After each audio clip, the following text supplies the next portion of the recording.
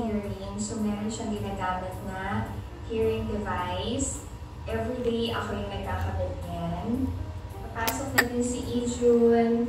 Hatid natin sa door. Ready?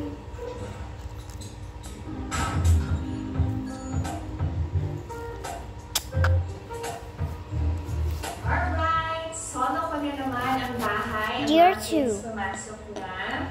Mag-start na tayo sa household chores. The first thing that I have to do is to wash the dishes. Yun yung unahin ko today. Konti lang naman. Ito ay itapon na natin sa recycling materials.